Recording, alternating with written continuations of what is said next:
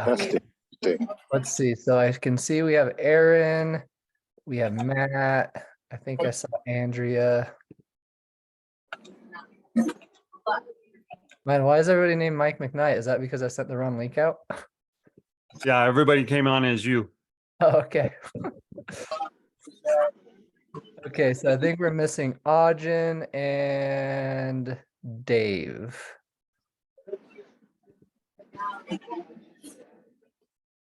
Let's give everybody like another minute before we start. Hey, can you hear me, Mike? Yeah, No. Testing. it's really loud, but we can hear you. Oh, really? Okay. So Mike, we've got 15 people that have come on as panelists. And they all say your name, of course, because that's the link. But there's also a bunch of attendees that came on as well. And those people won't be on camera. So just so you know, Okay, cool. there's a few people there. I'll keep my eye on to see. You said Aujin and who else were you looking for? Dave Stinchfield. Okay.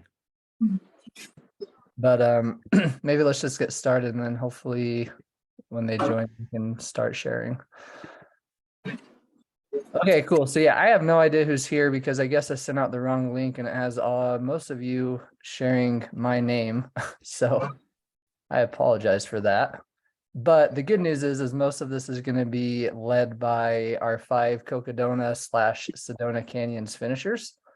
If any of you have questions or comments, I would either, can people throw it in the chat, Tony, regardless on if they're a panelist or an attendee? Yeah, there's two things. What I would recommend is instead of putting it in the chat down at the bottom, it's probably at the bottom. It might be at the top, depending on how you have it set up, but there's a Q&A section. So if you put it in the Q&A, then I'll help monitor that. And we can, when somebody's answered a question, we can check it off. Or if there's a question that's really popular, you can kind of upvote it and just give it a thumbs up. And okay, cool, Nick. Thanks. I'll change that on the chat. What's up? Oh, okay, cool. All right, cool. So yeah, if you have questions, just throw it in the Q&A. But yeah, so are you recording this, Tony? I am. Yep. Okay, awesome. So yeah, welcome to the Cocodona webinar. We have 5 people who did the race. Sorry, we have 5 people who did the race. All 5 finished. We have Aaron. Somebody, I think you need to mute your mic, Aaron. I got him. Oh, okay. We have Aaron, we have Dave, we have Matt, we have Andrea, and we have Aujin. All 5 of them started the race. All 5 of them finished. And I just wanted to give them the opportunity to share their experiences, to share how their race went, to share what they learned. I know a lot of you in here, at least from the pictures that I've seen. Again, I don't know who's here because everybody's named Mike McKnight. But I know a lot of you are aspiring to do your first 200 one day. And so I would love for these 5 to share some knowledge that helped them finish this Cocodona 250. A few of them, this is actually their first 200 that they finished. So it's going to be cool to see their perspective as well. But panelists, Matt, Andrea, Aujin, Dave, and Aaron, if we can keep it to roughly 10 minutes each, that would be awesome. Okay if you go a little bit over, but just try to be conscious of that so we have time for everybody. But yeah, let's just get started. Hey, Mike, just to make it a little cleaner on here, if you guys are a panelist, please make sure you've got your camera on. If you've got your camera off, I'm going to assume that you're one of the Mike McKnights that are not one of the panelists, and I'm just going to move you over to the attendees session. Doesn't mean you can't participate or ask questions or whatever. It'll just make it cleaner for the video so that people can follow along with who's talking. Does that work for you, Mike? Yeah. Do you want me to shut my camera off too, since I'm mostly just going to be listening? You can hang out here. That's okay. Cool. Cool. Sounds good. So let's do females first. Are you ready to take the floor, Andrea?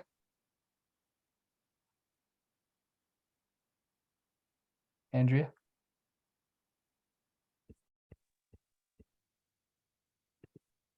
Let's see. Andrea said, I'm on safe drive mode, but not driving. How do I change this setting? Do you know the answer to that, Tony?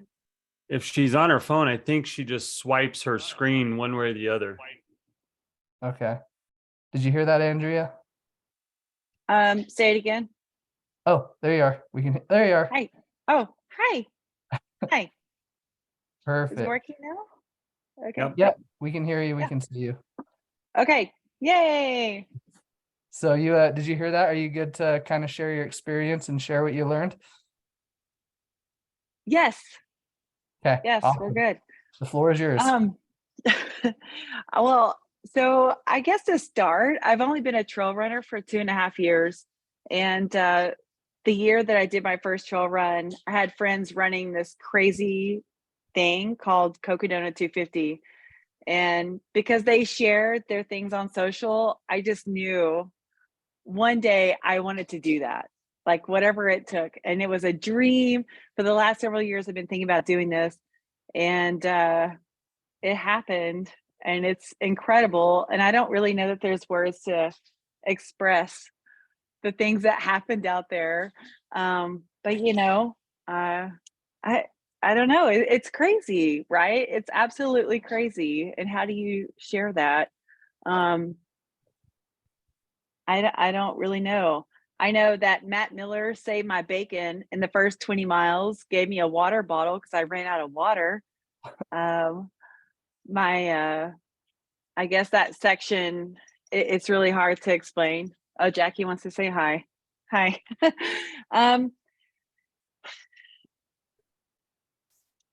I guess the biggest takeaway is just knowing that whatever you think the limit is, it's not the limit. And if you have the passion and the heart and I don't know, you really, really, really, really, really want it, you can go there and you can do really incredible things. For me, I never saw 250 miles. I saw an opportunity to go see really incredible stuff, meet amazing people, and just spend like 4 or 5 days out in the wilderness. And I don't know, that was something that was really special. But of course, the first sections up to Lane Mountain were stupid, ridiculous, and rude. I thought we were really fortunate. It wasn't near as hot as I thought it would be. There was a lot of cloud coverage and things like that. But still, that amount of gain in a really short distance, it absolutely was the hardest thing that I've ever done. And of course, we get up to Camp Keepa and we're like, yay, the hard part's over. It wasn't. But there's a lot of things I want to do different. I did already sign up for Cocodona next year. And the sleep situation, I got to figure that out. We need to work on this situation because it feels like you have to be out there running, but you realize the sleep is an investment to run harder, go further. I don't know. So we got to figure that sort of stuff out. But it was beautiful, beautiful, beautiful. So no matter how bad your feet were on fire, no matter how sleep deprived, it was just, you just wanted to go see the next thing. It was like whatever section we're on, it was going to be something beautiful. Climb rocks. I have nightmares about climbs and rocks. But I don't really know what else to share. There's just so much. It's overwhelming. All I know is I want for us to take more finishers to Cocodona, and I want more women represented at Cocodona. It was incredible. And I want to say, just thank you to everybody else, Matt Miller, you, Mike, everybody that's done this race before. You shared your stories and you made the rest of us think, hey, they did it. Maybe we can do it too. So it was cool. So I do have a couple of questions to prompt you. what, if any, was your lowest part of the race? And then what, if any, was your highest part of the race? I know that might be a hard question to answer since so much transpired. Yeah. No, I would say the lowest part of the race was a section that went from Sedona to Munns Park. I had never experienced sleep deprivation, delirium, hallucinations like that. Like, we left Schnebly and I was in high spirits, but we went into an area, it was like we were in Colorado, and I started seeing things. Things were talking to me. I was talking back to them. I was so sleepy, and my pacer at the time, Denny, like, he wasn't even talking to me, and I was like, do you hear me, bro? And I think he probably was talking to me, but I was so far out in left field, and that was just a really dark moment that for the first time, I was like, I'm done. Tap out.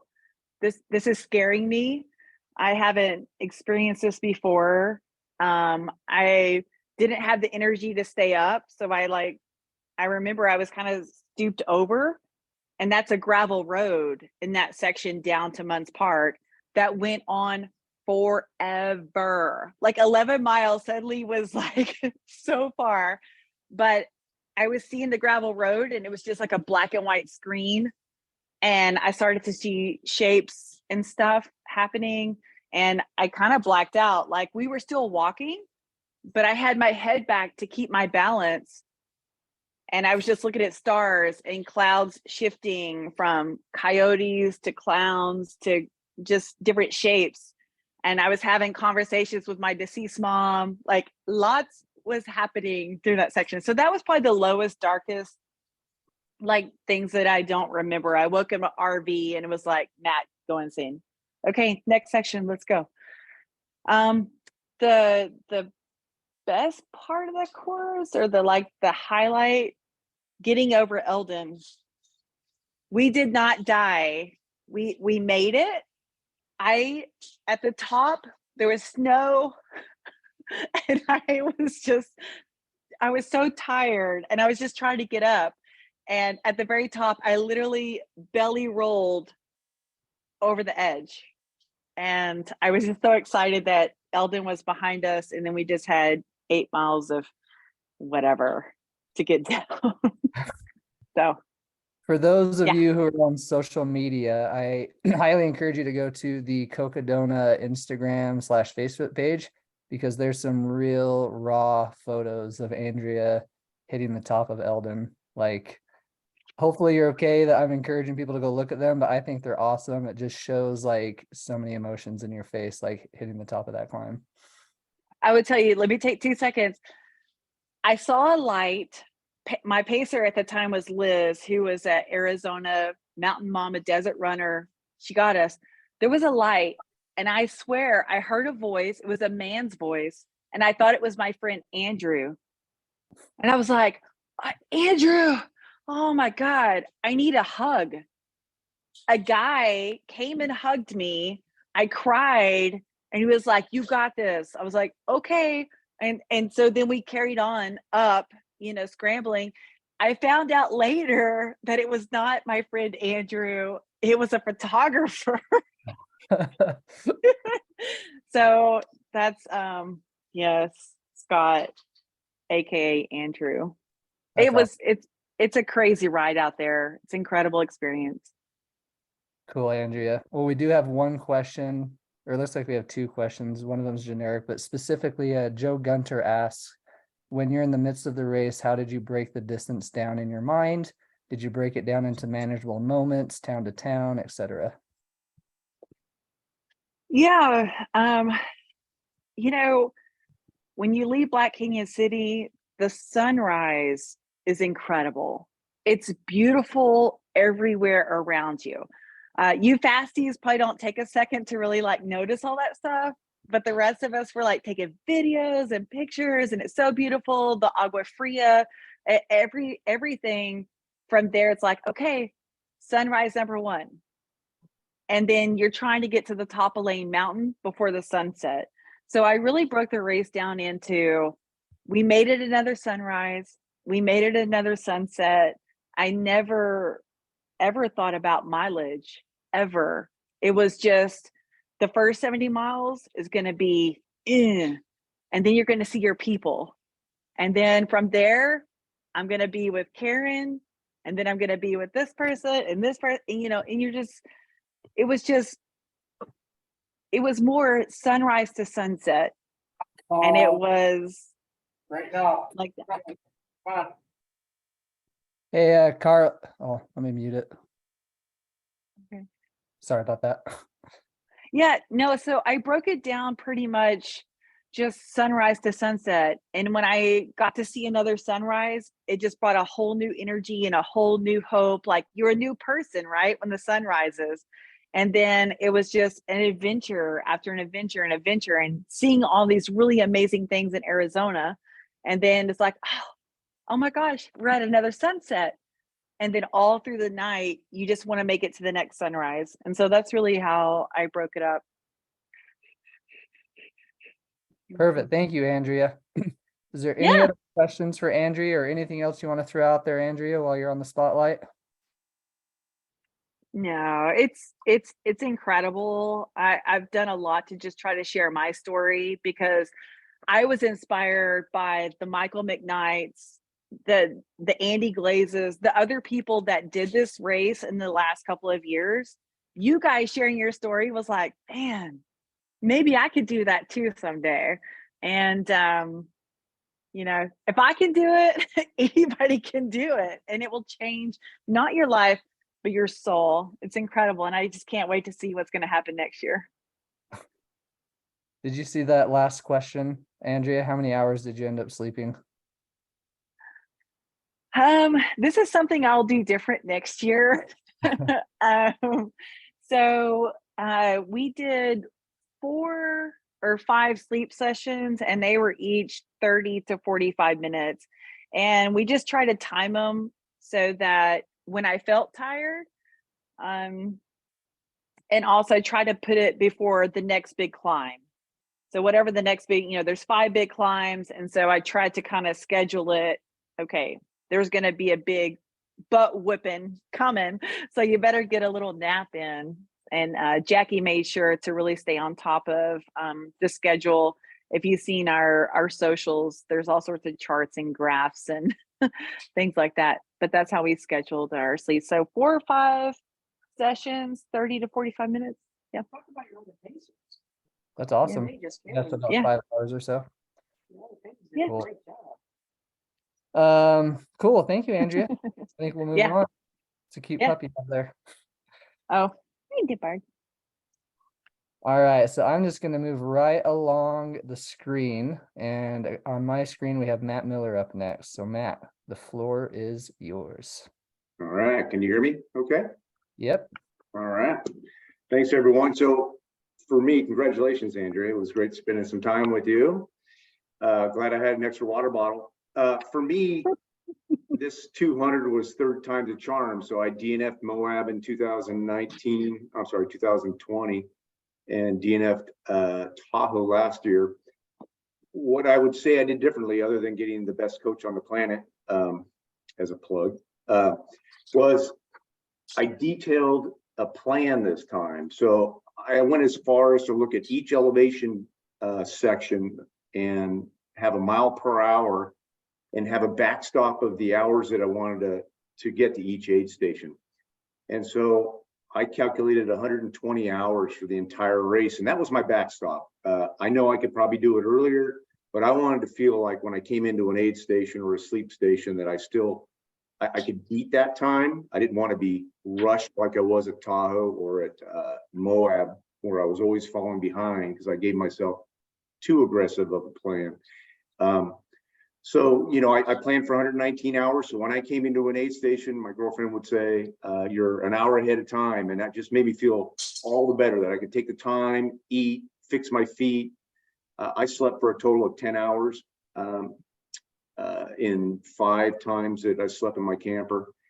And then I looked at each section, each aid station to aid station is a whole different race. So if it was 13 miles, 15 miles, 17 miles, I took a picture of the sign on the way out of the aid station, took a picture of my watch, and I calculated how many miles to that next aid station. And that's all I concentrated on. I got 7 miles to go, 6 miles to go. And if you guys know, as the days go on, that last mile to an aid station can seem like 5. You know, you start seeing lights and you think it's an aid station and it's not. But really for me, it was breaking it down into sections, breaking it down into a time frame, allowing myself enough time at the sleep stations to sleep, to eat, check on my feet.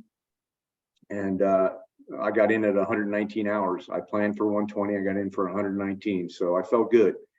The second thing I did was I practiced with my food this time. For Moab and Tahoe, I simply just went to Costco and I got boxes of some kind of prepackaged nuts or, you know, snack mix or something. And I had them in my vest and just nothing sounded good when I got out there. So this time, my girlfriend made me these rice balls that were rice, butter, and salt. And so I ate a lot of those. She put them in saran wrap, whole nuts, craisins, apple sauce. I mean, everything that was natural, or not natural, but reasonably whole foods, you know. And I was actually hungry this race. At Tahoe and at Moab, I was never really hungry. I get in the aid stations, just felt like crap. So, you know, I'd get in the aid station, the first one at Crown King, and I had a pulled pork sandwich, for crying out loud. I mean, probably the roughest hike ever, right, Andrea? And that pulled pork sandwich, I was like, oh God, can I have 2? So for the first time in any race, these 200s, I felt hungry. And the third thing I did is on my electrolytes, I let my body dictate when I needed them. I have on my watch when to eat and when to take electrolytes, but I've always either overdone my electrolytes and salt or underdone them, and things have gone awry. So if I felt like I was getting too much and getting sick, I would dilute the one in my vest. If I felt like I needed more on a hot hike or a hot climb, rather, I would take some S caps. And so I let my body dictate what I thought I needed in terms of nutrition and salt and electrolytes, instead of trying to be so rigid on a schedule. So I think my plan, you know, having an actual printed out plan that was on my phone and trying to stick to that was helpful. Those were the biggest takeaways. You know, the lowest point for me was the third night. I didn't have a pacer on my third night. I had it for my fourth and fifth night, but being out in there in the dark by yourself sucks when you haven't slept. I started taking pictures of the course, trying to remind myself, okay, when the race comes, I got to remember to turn left here and turn right here. And then I realized about 2 hours into it, I took all these pictures that I was actually in the race and this was not a pre-run. And so I actually had to snap out of it that I'm actually in this race. This is, you know, not a pre-run, and get your shit together and wake up. And, you know, the hallucinations, but having somebody there this fourth and fifth night was key, because you really don't know after that many nights of, you know, 2-hour night sleeps, where you are, what direction you're going. You have to take off your gloves to look at your map, and having somebody help you do that is key in keeping you in the right direction and looking for that one flag a mile. You know, I would say that is the shortcoming of a long race, is the flags are far and few between. And sometimes they get eaten by cows, like at Fain Ranch. You can just wander endlessly. So, you know, having somebody there in the nighttime is key. The highlight was coming into Mount Eldon, the aid station, even though it was 50-mile-an-hour winds, 12 degrees, midnight for me. I had the worst meal experience of my life. They fed me what I thought was a hamburger, but it was an Impossible Burger. And if anybody's eaten a 17-hour-old Impossible Burger, I burped it up for 8 miles to the finish line. I was looking to throw it up, but I just couldn't throw it up. So note to self, check the meat before you eat. Okay, that's going to be my motto from now on. Right, Mike? You should make a Oh. shirt out of that. Sure. But overall, it was a great experience. Third time's a charm. Andrew, it was great spending the first night with you guys. You know, it's best if you can find people because they were lost. I was lost. We met. We went up to Camp Kippa together. It was gnarly. But I would say have a plan. Eat food that you've trained with so that when you're tired and hungry, it's not something new that you got from Costco that you've never eaten before. And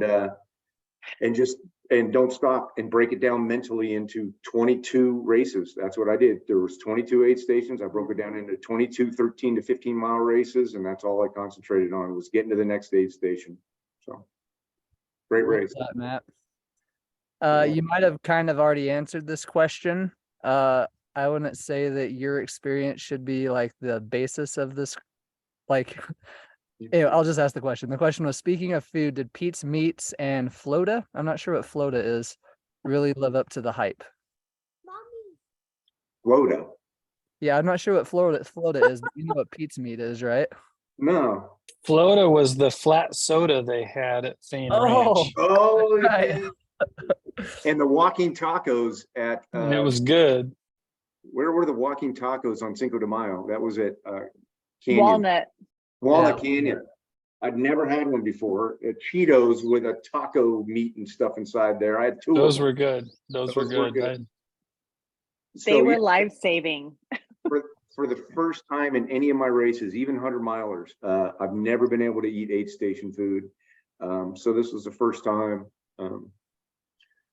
Yeah, and just to go back, you know, I helped Andrea with some water, but at mile 20, we rescued a runner that was throwing up and completely gone. So I calculated I lost like 2 or 3 hours that race, and that was my low point. Is I spent a year preparing, a year, you know, $10,000 probably if I had to calculate all the money, and now my race is gone. And so, you know, after mile 25, we got him to the medic. And me and Bruce, the other runner that helped him along, had to hoof it up the hill to catch up and gain some ground. So it was a low point and a high point. I mean, I helped save a guy. I'd like to think, but we'll see. But yeah, it's all family out there. I was willing to throw away my race to help him get out of there at some point. I just had to resign myself to that fact. But yeah, that shit happens out there. Yeah, I think that there's a lot of opportunity for that in these races where you got to kind of take a step back and focus on helping other people because it's not fully prepared. Yeah. You had a lot of that. Yeah. And Pete's Meats, just in case you don't remember, that was the final aid station up at Eldon. Yeah. They have, like ribs, they have brisket. Oh, yeah. It sounds like you got the fake meat instead. First, I got the fake meat, and then after the girl said, "Oh, that's an Impossible Burger," and I went, "It's like feeding baby lamb to a vegan. I mean, what is this?" And so she goes, "Oh, we got ribs." I go, "Well, why didn't you say that, you know, ahead of time? You know who my coach is." So I did get ribs. I did get Pete's ribs. They were good. By that time, though, I was stuffed and by I don't know what they make an Impossible Burger, something impossibly not good, but anyways. At that point in I don't want to talk about my race, but at that point in my race, I was just done and ready to get to the finish. So Ben Light, my pacer, he grabbed like a rack of ribs and like folded it up in tinfoil and carried it to the finish for me so I could have it at the finish. I should have, but yeah, that was all good. The walking tacos, the ribs, yeah, it was all good. And Awesome. Well, thank you, Matt. Appreciate you sharing your experience. Yep.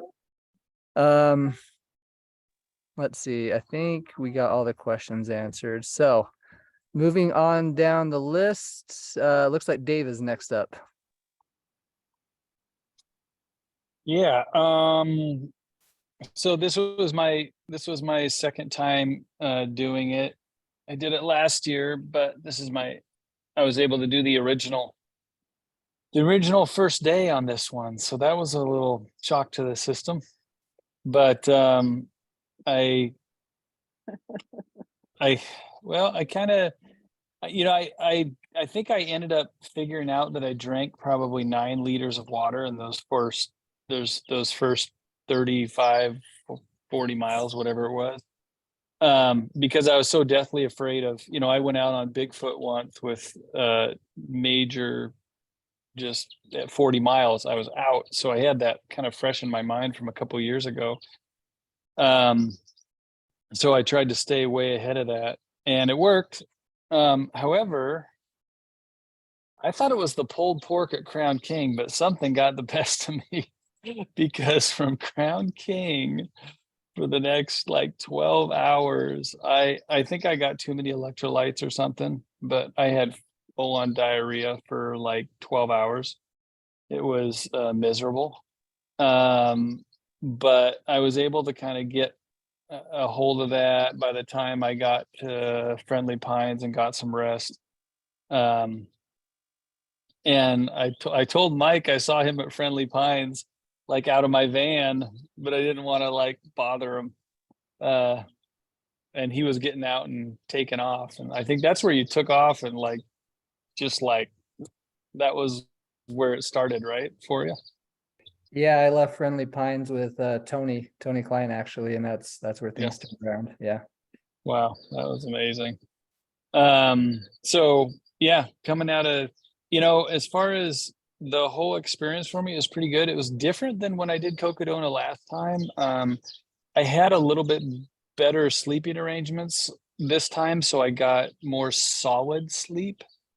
So I laid down for the same number of hours, which is, I got basically 4 90-minute sleeps. I think it was Friendly Pines, Jerome, Sedona, and Fort Tuthill, and some dirt naps intermixed in there.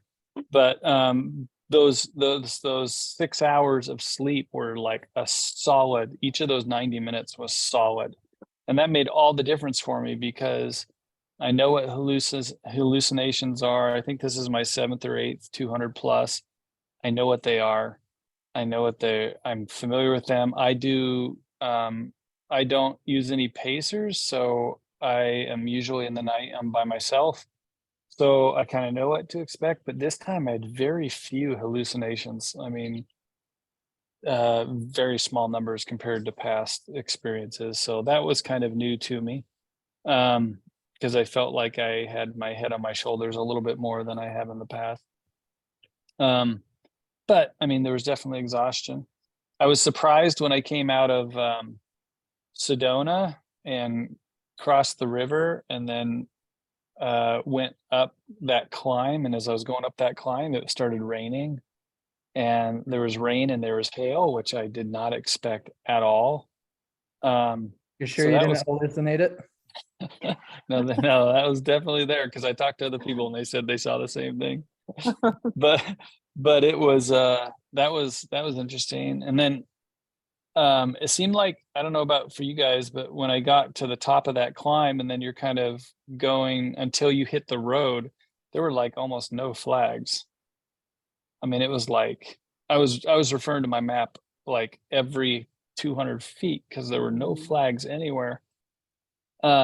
So as far as suggestions, make sure you have your map ready for you because there are sections like that where there's no map, there are no flags to follow.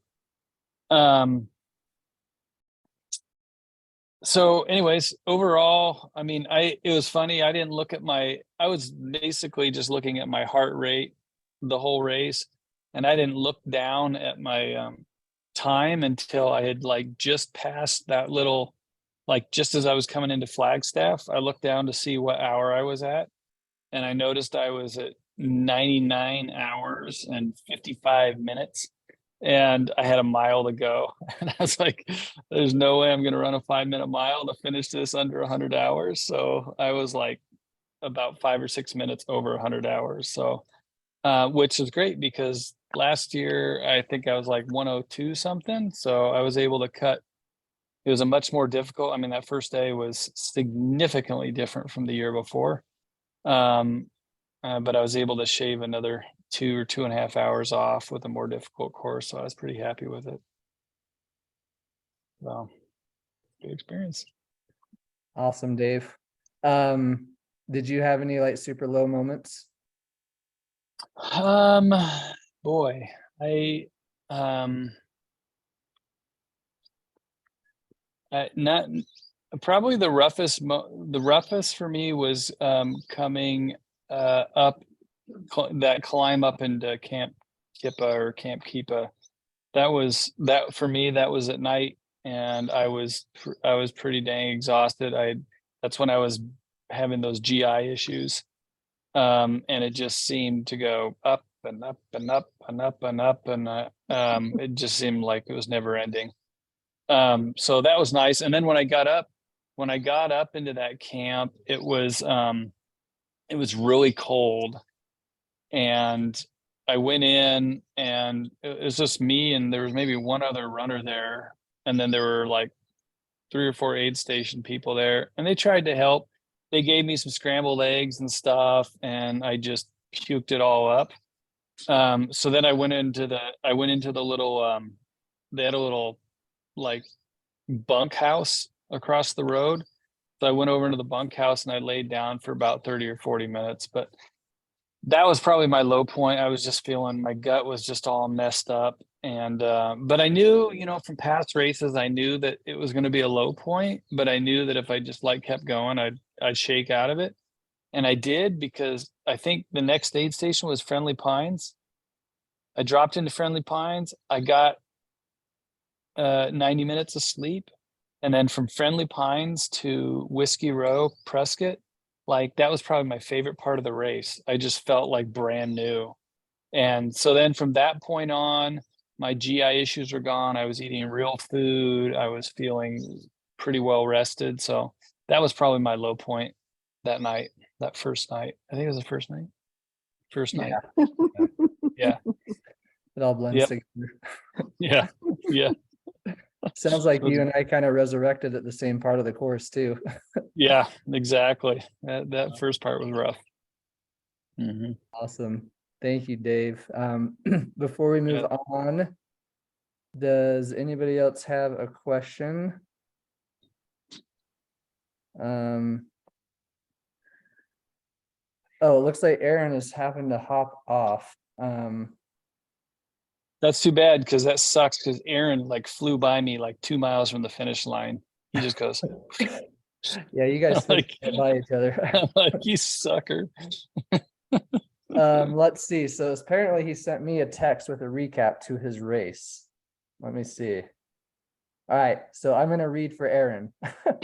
And then we'll pass it on to Aujin. So let's see. Aaron typed his contact info in the chat. Anyone on the team could reach out to him if you want to.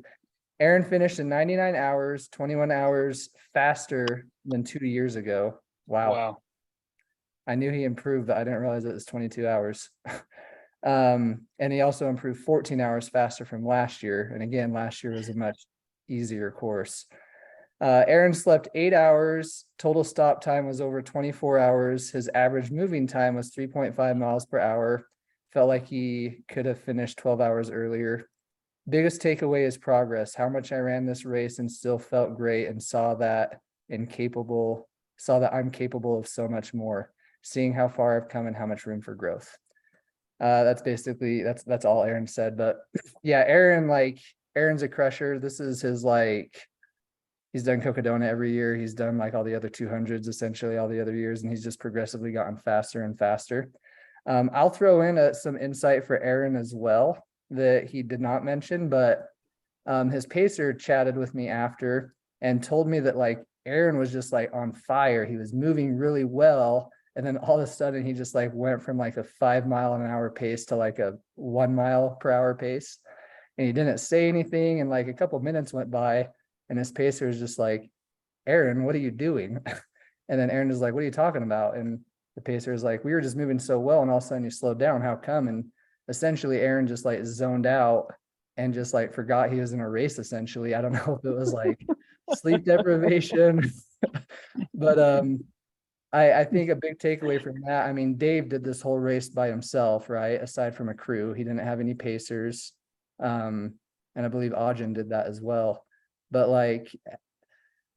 if you can do this without a pacer, more power to you. But I do think, especially for your first 200, there's a lot of value in having a crew and having a pacer, so they can just remind you of those things, because as Andrea said, you do hallucinate and you don't realize you're hallucinating. You can go from moving really well to just walking and you don't even realize it because you're just so zoned out and trying not to fall asleep. So I think that's a big takeaway for Aaron, because he used to not have pacers. He used to just do it solo, and he's started more and more like having a crew, having pacers. And I mean, I don't think it's any coincidence that his times have gotten so much faster with each year. So yeah, that's Aaron's recap. But yeah, his information is in here. I encourage you to reach out to him. He's a stud. Like, he loves chatting with people. So yeah, reach out to him if you have any more questions. Let's see. I think this question's directed at you though, Dave. With the GI issues, did you take any OTC meds to try and help to turn things around? No, I thought about like some Imodium AD or something to try and just stop me up, but I did not. I just tried to just give I backed way off the electrolytes. In fact, for the rest of the race, I took very few electrolytes. I just used what was pretty much in my food and what I was eating. So it seems like I was using a lot of gels and stuff like that in that first section, and then I was using very little of that in the last part, like the last probably 4/5 of the race. I wasn't using much of that at all. I was barely supplementing with that. It was mostly just real food. It seems like with every race it's been like that, where like the first day and a half, I struggled to kind of get things in the right place. And then once it smooths out, I'm just like a ravaging pig, and I'm just eating food just to keep my calories going. And it seems to balance out. No, I didn't take any meds. Yeah, and that's important, Dave. Like, most of the time in these races, if you have like a bunch of diarrhea or stomach issues, a lot of times from what I've seen, it's from like having too much sodium and not enough plain water. Yep. So it sounds like you did the right thing and just backed off on the electrolytes and up the water intake to flush that sodium out. Exactly. Yeah. Cool. Well, thank you, Dave. So now that Aaron's gone, that means our final panelist sharer is Ajin. So Ajin, we'll let you take the floor, buddy. Assuming you're still here. Yep, there you are. Perfect. Hi everyone. Well, I guess before anything else, I want to say that, yeah, in this project I've actually made a lot of mistakes, and I first want to take a moment to apologize for a lot of the concerns that I caused, including the safety concerns. And I have to really be thankful that I was allowed to finish the Sedona Canyon 125 despite the huge safety concerns that I caused. To jump into, I guess, the summary of things that happened. I was kind of taking like a back-to-back races effort with the purpose of pushing myself at a similar pace as if I'm on a fresh leg. Because my goal is to really get competitive on those extra long efforts and stuff like that. But I have to say that I didn't come anything really close to what I was really looking for. And yeah, I did not really go out and really execute things that I really had in my mind. It was really one of my first time where I felt like that, I was really trying to mentally prepare myself for difficult things that I'm going to face and stuff like that. And I felt like that it was one of my first time where I felt like things I felt were a lot. Yeah. Everything I felt were basically were a lot more difficult than things that I had in my imagination. And I was not really able to go out and push myself as how I should have. And I would really call this a fail. And taking this, what to do next is really just reflect on this failure and how I can really improve upon this failure for for my next try. Yeah, thank you. All right, we're not gonna let you get off that easy, Ajim. First of all, I want to point out that, you know, this is just my personal opinion, and I would guess that everybody that's in this would agree with me, but you know, it's not a failure if you learn from it and you try to grow from it and improve on it. You and I have had a lot of conversation around what transpired over that race, and I get the sense that you want to learn from it and want to improve from it. I do know that you're pretty hard on yourself and that it's going to be hard for you to not view this as a failure. But from what I'm seeing, so to give people some context, Ajin did, is it, how do you say the name of the 10-day race? Like Sri Chinmoy. Sri Chinmoy. Okay. Yeah. It was a 10-day race. Ajin covered, it was 500 miles, right? 501.8 or something like that. Yeah, around 500. Yeah. Okay. 500 miles, finished up on like a Tuesday or a Wednesday, like less than a week before Cocodona started. And then he drove to Arizona and he did the Sedona Canyons 125. So in the span of like less than 2 weeks, Ajin raced 630-ish miles. And so I'm gonna venture that everybody in this chat doesn't see that as a failure. I know again that you'd see it that way, Ajin. But let's hear a little bit about your Sedona Canyons 125 experience. Like, let us know how you felt, how your legs felt, and just, you know, give us a little recap on how it went for you. Yeah, so the reason that I said that every difficulty I had in my every difficulty I had went way beyond things I had in my imagination. Yeah, way beyond than things that I had in my imagination. The reason I said that was, I think, like after running first 500-meter or something like that in Sedona Canyon 125, I already felt like my leg was dead. And it was just, I felt like my tank was really, I didn't really have much of a tank. Like, you know, interestingly, it was my very first time experiencing something different as a difficulty, because I've had hallucination in races before and stuff like that, but it was really just a constant lack of energy that was the hardest part. And I feel like it seems like you know, really managing your energy level for those extra long efforts are one of like a very, very important keys. But yeah, I have to say, I think what was really different about this experience from other experience was, even though I didn't really execute things well, I have to say that for the most part of that race, what I was relying on was really just my reason. Like, I didn't feel like that I really had enough of any tank to do anything, and I felt, but like, yeah, even, you know, even I was like communicating with Mike was telling me, well, you have to put your reasoning at the forefront of your mind at this point. And because I have a dream of running that 3,100-mile race held by the Street Chimoy someday, and winning that race someday, I was telling myself that this is just a tiny bit part of process for that goal. And yeah, for the majority part of that race, it was interesting that it was just almost entirely just a reason that I was thinking about to get through.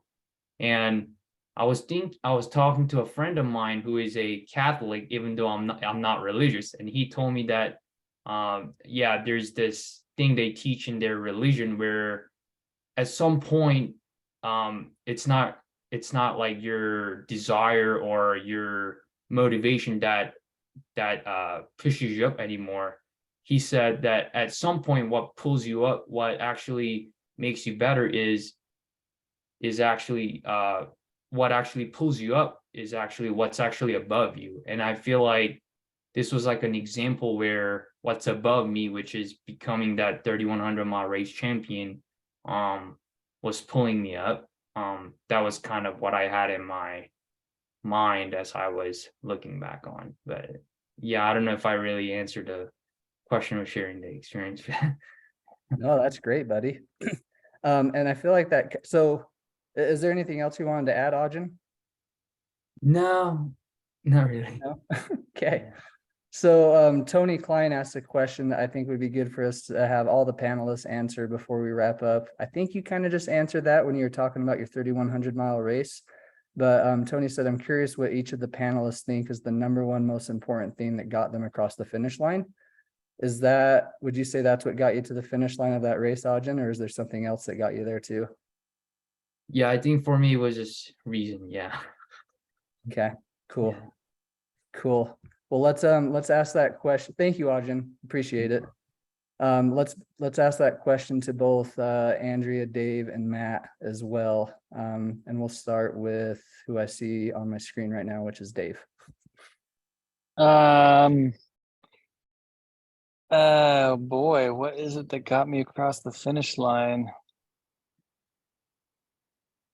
I don't know. I guess I'm a simpleton. I'm like, I didn't have like any big, like great, like grand goal or anything. It was just, I know what it feels like after an effort like that. I know what it the feeling of accomplishment and whatever is going through your veins.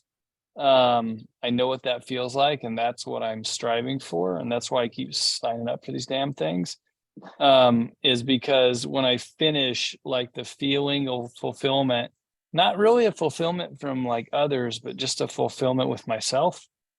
It just makes me feel really good, and it makes me feel really alive, and it makes me feel healthy and happy. And I think in life, if you don't have things like that to look forward to and keep you excited about and keep you plowing towards, I think you tend to kind of just lose your way and lose your focus, and you lose that desire for happiness. I guess that's what it is for me. And a good meal and a good night's rest. Amazing how much that good meal inspires us. Yeah. Awesome. Thank you, Dave. Let's ask that Mhm. question to Matt Miller. Yeah, that's really good, Dave. I hope somebody wrote that down. Yeah, for me,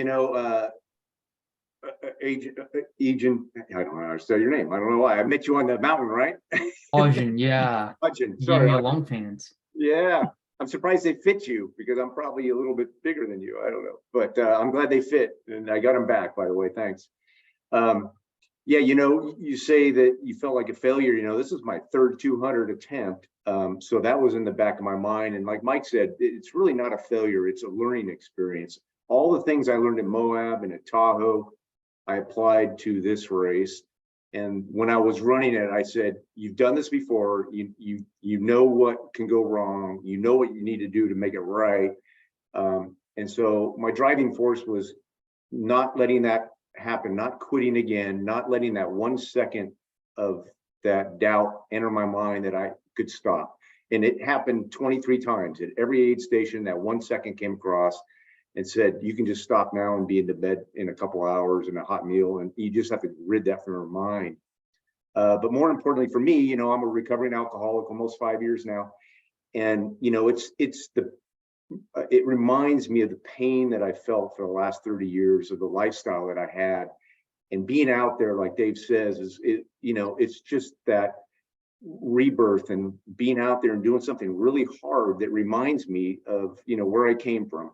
And I don't want to go back. And the reason I do hard things is because it reminds me of how shitty that life was and how great my life is today. And so every time I accomplished another aid station, it was like, for me, another day sober.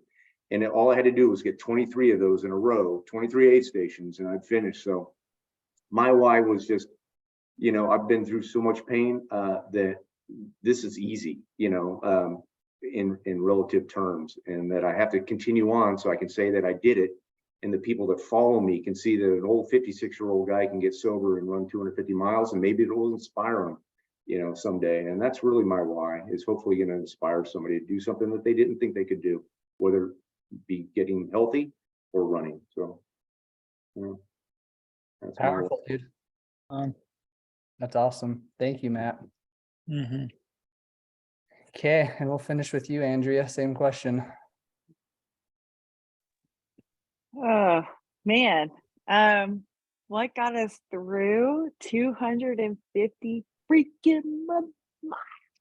It's crazy. It's crazy. Like I'm not yeah, I don't know. I could tell you I'm super, super blessed to have an incredible partner.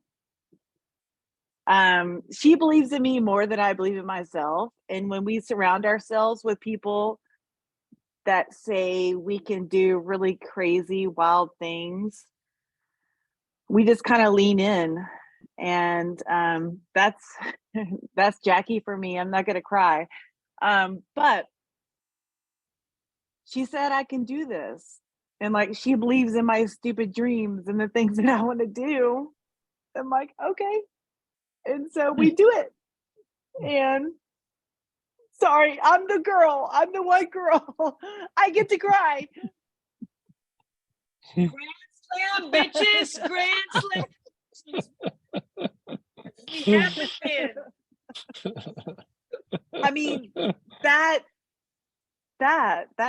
my reason. Like we have these stupid dreams and goals and things that we want to do, and somebody comes along and says, you can do that.